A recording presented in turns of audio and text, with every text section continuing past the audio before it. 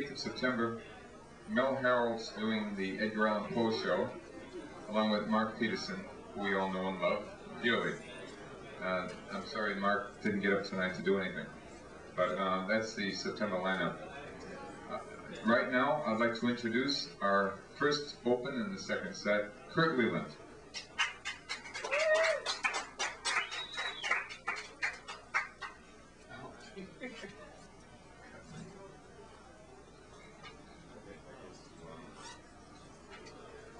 I have three poems tonight.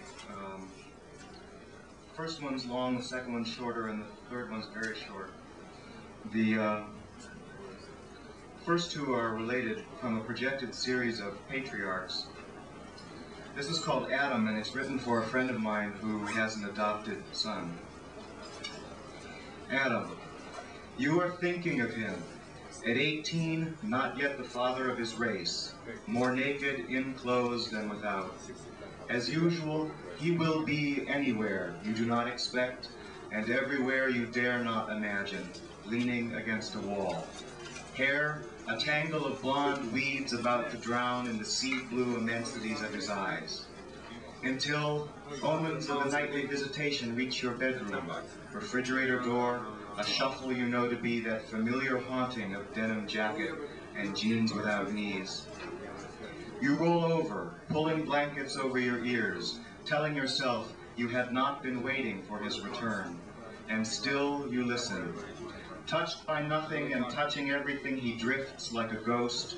When seen, he is mute. When unseen, the upstairs poltergeist of thumps and thunders, rock and roll. Now he is on the steps, and you know that he carries not an apple but a bottle of wine. You consider his lawlessness. For him, as in Genesis, every event occurs for the first time and before there are rules. He has no past, but the one you tried to give him with photographs, yourself, your spouse, a babe in arms, who bears no resemblance and less with each year. For a moment you wonder if you should have kept using the camera, and then you remember. What history he has is harbored in his bones like a disease he will not grow out of, whose cure is for you to watch without indifference and with no intention to interfere. If Adam had no navel, your son might also be without. The papers he came with said nothing of previous lifetimes. Your final thought before sleep. By being born through a womb other than yours, he is not a blank slate. The first word written upon it you shall never divine. A term of endearment he can withhold or grant as his most subtle revenge. Mom.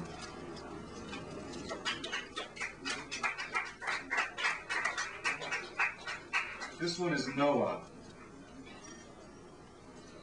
There are nights when the laundry lines strain like mainsails and set courses over grass-ripple greens, when lace curtains billow like ghosts or pregnant women trying to climb through the casements.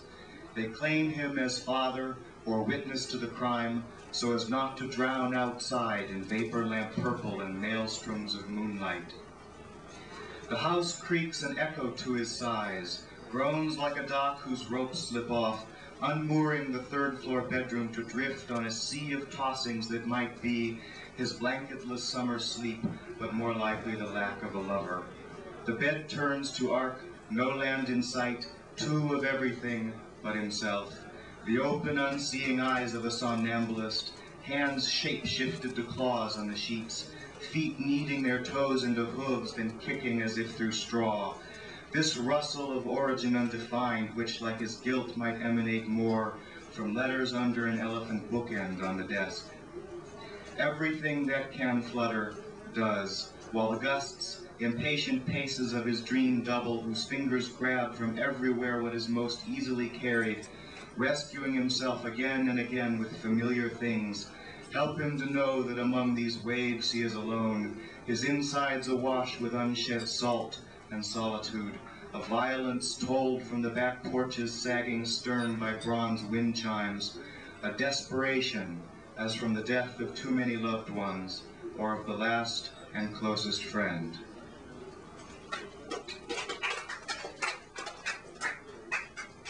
This one's a little lighter, it's wind chimes.